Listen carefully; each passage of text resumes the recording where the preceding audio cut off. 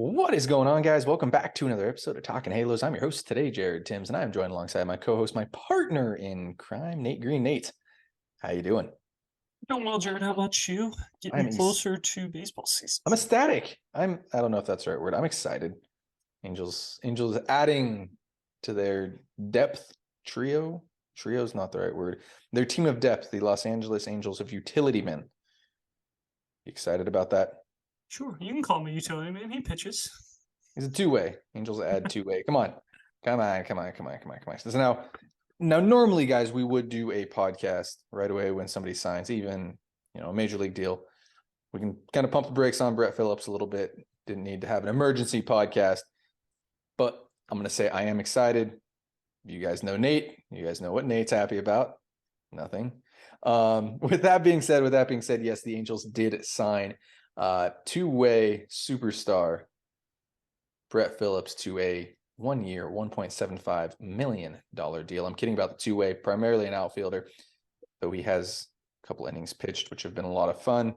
I'm gonna guess great clubhouse guy, SoCal guy too, I think, right? You're not from SoCal? I believe so. I think he's from SoCal. I believe so. Regardless, though, let's get initial thoughts here to this. Of course, before we get going, as always, thank you so much for listening to this podcast here at Talking Halos, making us the best Angels podcast out there. If you could, go ahead and like and subscribe wherever you are listening or following us. Go ahead, drop a comment in the section below if you're on YouTube. Let us know what you feel about the Brett Phillips signing. Would absolutely love to hear it from you guys. Go ahead and start an argument with Nate, because I have a feeling this podcast is going to get very, very Nate-like very, very quickly. But it's okay, guys. It is okay. You can follow myself on Twitter, Jared_Timms. You can comment towards Nate. Actually, you can @ Nate on Twitter @ NateGreen34. So Nate, before I went off on that little tangent for you, I know you're not all that negative, but I know your feelings. We've had this conversation before. Go ahead, give me your initial thoughts on the Brandon Phillips signing and the Austin Warren DFA. Whatever you want to start with, I have a feeling I know. Florida kid, by the way. So Florida kid. Yes. I'm thinking of Kevin Pillar, I think, but I feel like Phillips could have been I think Pillar is from SoCal. That's because the Dodgers signed him, and I remember him being a SoCal guy.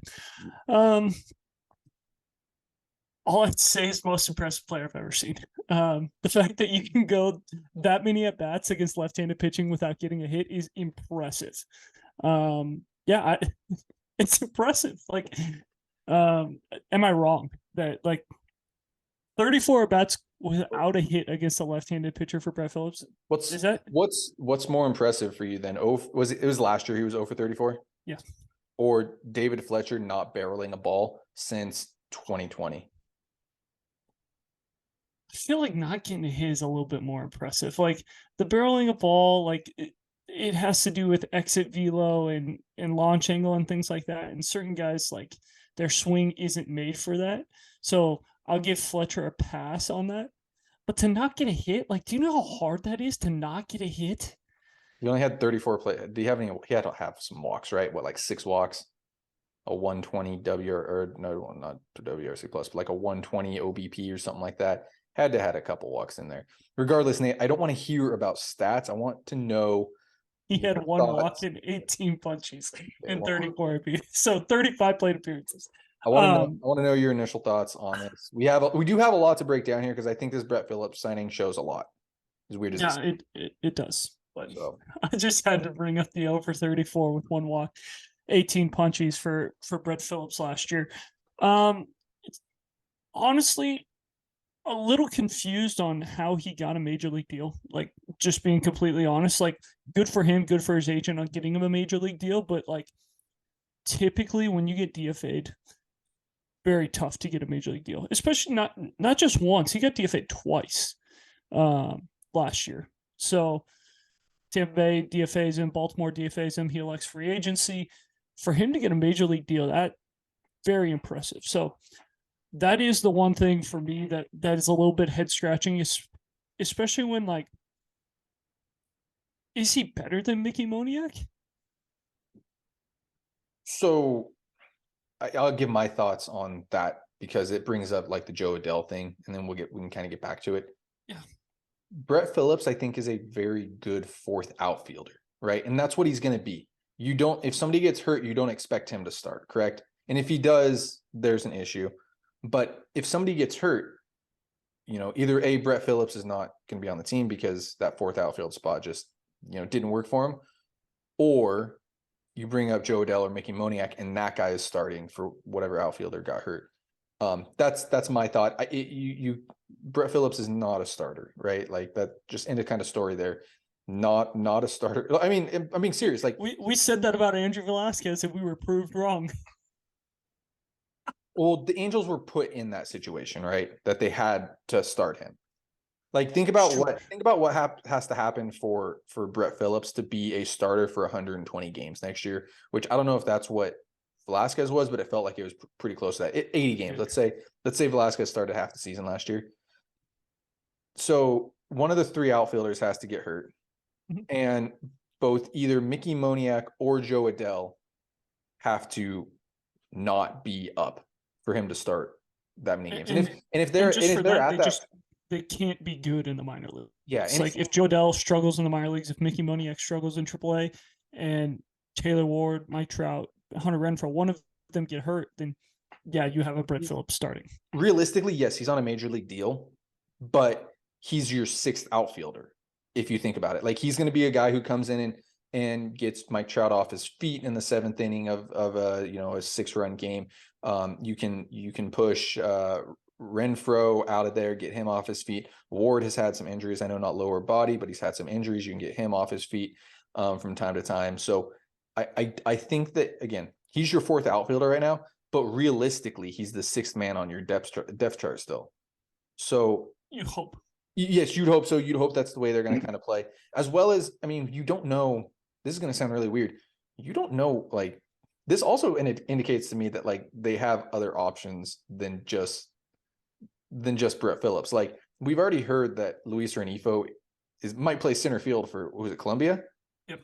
So, I mean, like, if they're thinking about putting him in center field, granted, like, not a lot of players have come out of Columbia. You can probably count them on both your hands. And I'm sure I'm wrong. But the fact that Luis Renifo is probably going to play center field for them means that they got to trust him starting in center field. And so, and the Angels have to trust, I would assume, Luis Renifo in the outfield too. So there is that. They have options. Like I said, yes, it's a major league deal. It's a 1-year deal. And I know people hate this, but like this type of 1-year deal doesn't hurt me, I don't think. No, it's an easy DFA guy if he can't play. Like, he's not making a lot of money. It was just a little bit confusing to me to see him get a major league deal. Like, honestly, if you were looking at the free agents and guys who would most likely get minor league deals, like, you're looking at Brett Phillips, you're looking at Jackie Bradley Jr., you're looking at Kevin Pillar, you're looking at guys like that, and for him to get a major league deal, I was very shocked. Out of those three guys, though, I'm taking Brett Phillips. Probably JBJ. Good club. Well, I'm taking Brett Probably Phillips. JBJ. Good clubhouse guy. Who's a better defender between those three right now? JBJ. You think JBJ is still a better defender than all those guys? Yep. When was the last time JBJ played in the majors? Last year. Did he actually play in the majors though? 2020? Like, what's the definition of playing in the majors? I mean, Brett Phillips was with the Rays consistently. He wasn't really up or down. He was consistently with the Rays for a reason, right? One of the best teams in baseball had them on. Like, it's like picking. JBJ had 344 at bats last year. So does that count? I'll give you that. I'll give you that. That's half a season basically. So what do you play, like 90 games? He played 92 in Boston, 40 in Toronto, but he didn't have that many ABs. It was more the fourth outfielder thing that we were talking about. So, which is fine. I mean, are you fine with Brett Phillips in that role? Yeah, if he plays that way, then it's fine. But I'm just curious to see how they use him. Is this going to be one of those platoon things where it's like, oh, hey, this guy's facing a tough righty, and so we're going to put Brett Phillips in to face this guy right now, and Brett Phillips is still a below average hitter against righties. Like, you even could split him lefty righty, and his WRC plus is still under 100 no matter who you're looking at. Like, you literally have to go home games versus right-handed pitchers only to find his WRC plus over 100, which is crazy. So it depends. Like if he's going to be one of those guys where it's win the platoons and, Renfro's up against a tough righty and we're going to throw him in, in the 8th inning with first and second and no outs and expect him to hit an extra base hit to give us a lead. Like that's a little concerning for me. If he's a guy where it's like, hey, we got a 4-2 lead in the 8th inning. Renfro just hit in the bottom of the 7th. So we're going to let Phillips play, left field, or we're going to let Phillips play right field and take Renfro out or take Ward out or whatever. Like if that's the way they're using him, then that's like, this is a great signing, because he plays a really good outfield. He can play all 3 spots. But if you're asking him to hit late in games, kind of like what they did a couple years ago with, oh my gosh, what's his name? John McDonald. No. That's what I think of when the Angels sign somebody like this. It's like John McDonald role. No, I was thinking of Dexter Fowler, where it was like, hey Dex, like you're not starting today. Please come off the bench and get us a hit. And it's like, Dexter Fowler hasn't hit above my weight in a long time. So why are we asking him to hit it? So that's the only thing. Like it totally depends on how they use him. Congrats on him on getting a major league deal. Shocked about it, but the Angels seem to be done outfield wise for this offseason when it comes to major league deals, which is good. You can mark that off, but yeah, that's the one question mark I have about Brett Phillips. Like I'm not expecting him to hit. I'm expecting him to be a good clubhouse guy and to play defense, but if you're going to ask him to take at bats in big situations, then we got a big problem. That's fine. And I agree. I don't think he needs to. I actually like you look at like the JBJ thing, and I don't even think Brett Phillips should get more than like 300 at bats during the season or plate appearances during the season. When you look at it, like a guy with what batting 180 with a 20, no, probably more than that. He had to have like a 50 WRC plus last year, right? I think if he has more than 300 plate appearances, it's an issue. But I mean, you can say that all the way around, Am I allowed to like try to sell you on this as well? This also it was 38. 38. I mean, that was close. By the way, league average on WRC plus, for those who don't know, 100 is that kind of league average. So he was near Andrew Velasquez territory. That's my favorite. Yep. I mean, if you want to compare this to Andrew Velasquez, that's totally fine. Like Andrew Velasquez playing Andrew Velasquez depth wise in an infield that's as good as the Angels outfield is fine, just like where Brett Phillips is, right? So I mean, like if you were to have Rendon, Correa, Renifo, and Walsh, and Andrew Velasquez is your 5th infielder, then it's like not nearly as bad, right? But when Andrew Velasquez is starting every day, there's an issue. Same thing here with Brett Phillips. If Brett Phillips is starting every day, there's a little bit of an issue. I'm fine with the signing. I like him. I think he's a freaking phenomenal character. It's so much fun. It's going to be an absolute blast watching him. I hope they mic him up from time to time. Great interviews, by the way, on that side of stuff. But also gave up the home run to Anthony Rendon last year when he was batting lefty. With that being said, can I try to sell you on one thing as well? Why this is really good, and also people who are listening. This means that both Mickey Moniak, former 1st overall pick, and Joe Adell probably start the season in the minors and get everyday at bats in the minors. And that's what we asked for, right? Like if you're not going to start him, somebody needs to be in that 4th outfield role so those guys can get everyday at bats somewhere, because those guys are not platoon guys. Those guys are not, they need a legitimate chance. Both those guys, I mean, I'll die by this. And I know everybody's kind of sailed away off on the Joe Adell train, and same thing with Mickey Moniak. But I mean, Joe Adell's 23 years old. Mickey Moniak's 24 years old. Former 1st round picks, and you can check me on that. Moniak might be 25. I was gonna say I think he's 25, turning 26, but that's fine. You get where I'm going with this though. Those guys need everyday at bats to either prove what they were drafted as, because those guys turns 25 in May. Okay, those guys' prime are coming up, and we saw what Taylor Ward did. We saw how long it took Taylor Ward to be this guy, right? And Taylor Ward was down in AAA getting everyday at bats for a very long time. And nobody was asking to call him up or anything like that until all of a sudden he's the starting outfielder and, goes off last year. And that's fine. And there were signs of him being good. Same thing, Joe Adell. Joe Adell's that guy who needs everyday at bats to either prove that he is who he is, or B, the ship has sailed. Same thing with Moniak too. I know the ship has sailed in Philly, but a 25-year-old, 24, 25-year-old who needs everyday at bats, and that's going to go hit in a hitter friendly league, I think can help both those guys out a lot. And it's something, like I said, we've been saying it for a while. If you're not gonna start those guys at the major league level, they're not platoon guys. Those are not guys that come off the bench. Those are guys that need to play every day to figure out some type of rhythm. So I think it's a good thing. I mean, the Angels need somebody like this anyways for this to happen.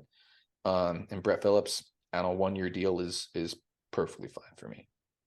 For me, when you bring up Moniak and Adele, like I'm totally on board with Adele sitting in AAA and just absolutely refining his game, like getting better. I think the Angels Becoming a baseball player, because that's the Yeah. thing that we've said. He's not. I mean, he needs to learn how to play baseball. Like it is what it is. He needs to get better, and he needs to work on his swing. Like there are some things that he can work on in AAA, and like honestly, if he struggles for an entire month, like that's fine, because that means he's working on something.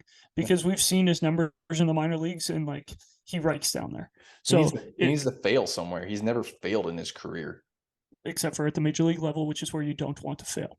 Okay. Go so ahead. if he gets every day at bats, that's fine. Like I still think that Joe Adele can play every day, whether it's at DH, whether it's in the outfield, whatever. Like I still have hope that he can possibly turn into something. Like he's 23 years old, like you said. Like he has a very high potential. So I'm not out on him.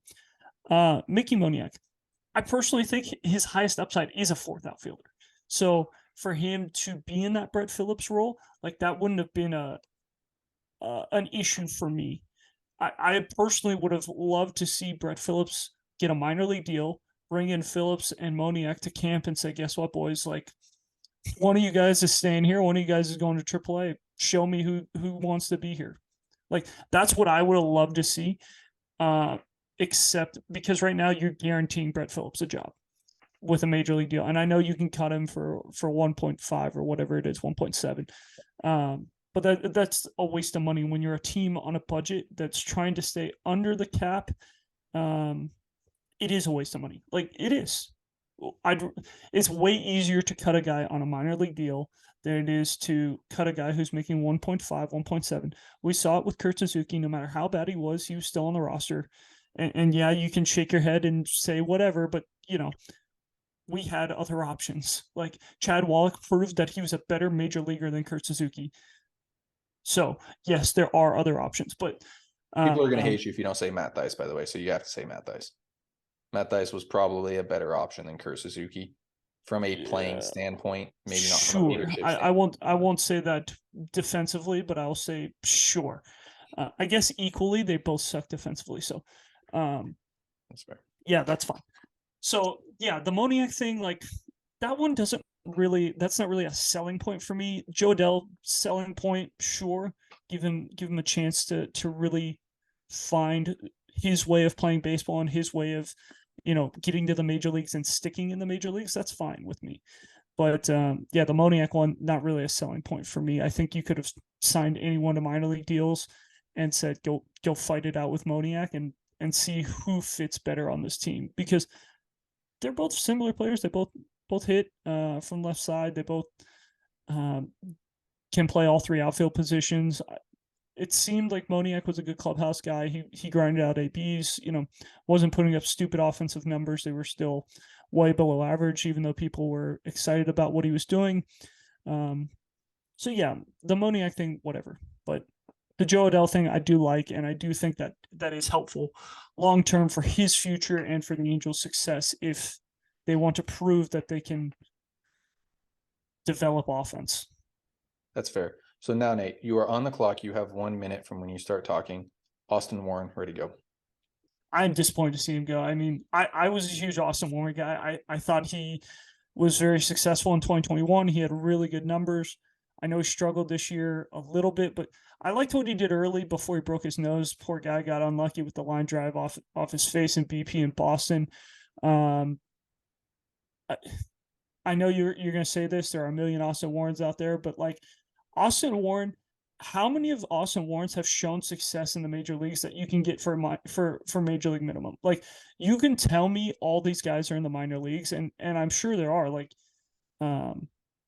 Like I'm sure you'll mention Kyle Tyler and all these guys, but who has thrown 25 innings and put up a below 2 ERA and has At pitched in least, high at least half the league. I'm going to cut you off there because that you get under at 2 least. ERA and pitched in high leverage situations? No, not half the league. Not half the league. But go ahead, go on your little rant about how I'm not going to go. I'm cutting off your rant because I know where it was going. Yes, and as I was one to defend Kyle Tyler. I loved Kyle Tyler. Loved what he brought to the table. Taylor Blake Ward, buddy of ours, buddy of the show. I verbally told him I was upset that Kyle Tyler left, and he said, "There's a Kyle Tyler on every team." And my response to him was, "He is my Kyle Tyler, though. There's only one Kyle Tyler to me, just like Austin Warren. There is only one Austin Warren to you. That is your guy. You go find another guy with an under 2 ERA who's pitched in high leverage situations who can make major league minimum. Go find it. I'm just saying. I know. If you can find it, if you can find it on the Angels, great. Because I haven't seen it in the bullpen. Jimmy Herget was that guy last year, and the Angels didn't have to draft him. So the Angels had another one of those guys in the bullpen, a guy who's low nines. Yes, Jimmy Herget's funky. I love Jimmy Herget, by the way. Warren's mid nines. Warren's like 92, 94. Herget's like, what, 90, 92, can probably kick 93 at times with run. There is an Austin Warren on every single team, on every 40-man. I wouldn't be surprised if he ended up, clearing waivers and came back to the Angels, and it has nothing to Austin Warren. I'd be shocked if he clears waivers. I liked Austin Warren. I was penciling him in as a guy who you probably see in the bullpen for the Angels this year on opening day. I was 100%. I was penciling him in. I thought he's that guy. And then we also think there's also other guys that we would DFA'd before Austin Warren. With that being said, in the words of the world famous Taylor Blake Ward, there is an Austin Warren on every team, just like there's a Kyle Tyler on every team. But this is your Austin Warren. Austin Warren is your guy. So just like I lost Kyle Tyler, you can lose Austin Warren. We'll see who you lose next. So I think we're both in agreement, though. Oli Ortega, that's a tough one to lose for both of us. Yeah, I know that's a little bit removed, and I don't ever think we talked about Oli Ortega, but Oli Ortega is somebody that I reported on in his time in the minors, all the way from rookie ball all the way up, and it was a lot of fun to watch him. Like that guy a lot. Yeah, I thought that was a little bit of a mistake, but again, the Angels have quite a few guys that are pumping mid upper nines with a good slider, so just depends on who you want. How many of them actually know where the strike zone is? I get it. Yeah. The guys that he's kept, the guys that Perry's kept are Perry guys, and that's fine. Win with Perry guys. Ortega was a Billy guy, or Ortega might not even have been a Billy guy. Ortega might have been a Dipoto guy, actually. Now I'm thinking about it, just like Suarez is a Dipoto guy. Regardless though, let's get back to the Brett Phillips real quick. I'm fine with signing, perfectly fine, 1-year deal. I know you're not all that happy. I think it opens up a lot of doors for the Angels. It creates a lot of depth for the Angels, and I hope the Angels don't go and trade any of this depth now that they have it. I think this is the thing that the Angels were missing this last year. And I think that they've put together a nice offseason. I know it's not what you wanted to see, and this is something we'll talk about down the road, so we don't need to get into the conversation. Yeah, we'll talk about that later.